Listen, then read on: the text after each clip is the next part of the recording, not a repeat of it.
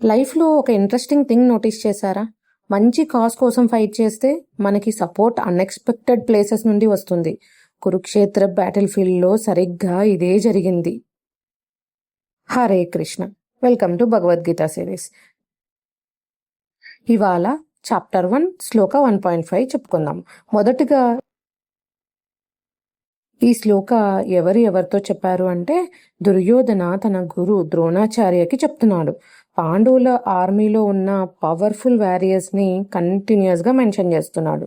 శ్లోక ఏంటో చూద్దాం.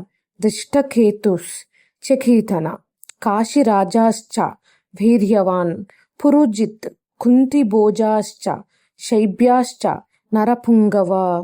Word to word meaning of shloka చూద్దాం. దిష్టకేతు అంటే దిష్టకేతు అనే వారియర్.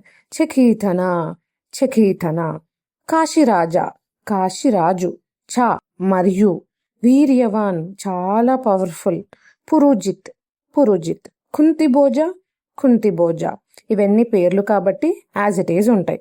చ అండ్ శైబ్య చ అండ్ నరపుంగవ గ్రేటెస్ట్ అమాంగ్ మెన్ అని లేదా గ్రేట్ వారియర్స్ అని. సింపుల్ మీనింగ్ ఆఫ్ శ్లోక చూద్దాం.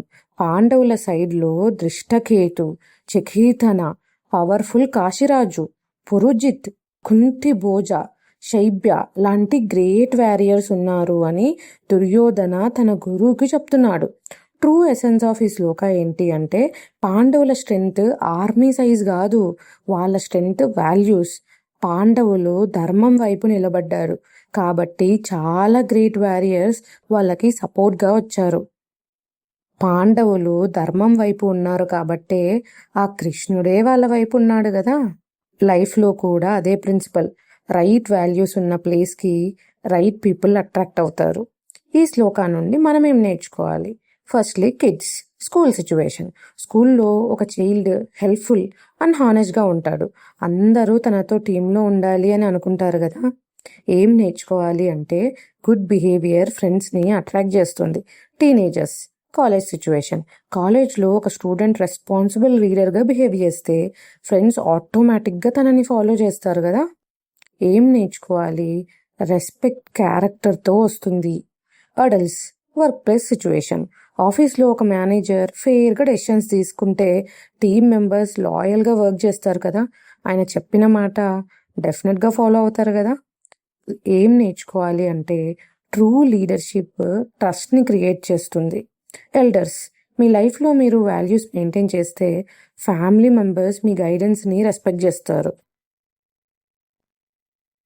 మీరు అధికారం చెలాయించాల్సిన అవసరం లేదు, ఆటోమేటిక్గా అధికారం మీకే ఇస్తారు. ఏం నేర్చుకోవాలి అంటే క్యారెక్టర్ స్ట్రాంగ్గా ఉంటే ఇన్ఫ్లుయెన్స్ ఆటోమేటిక్గా వస్తుంది.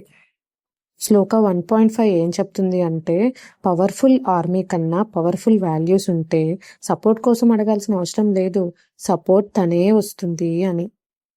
గీత విజ్డమ్ లైఫ్ని మార్చగలదు. ఈ జర్నీలో నాతో కలిసి ఉండండి. నెక్స్ట్ శ్లోకాతో మళ్ళీ కలుద్దాం. జై శ్రీకృష్ణ.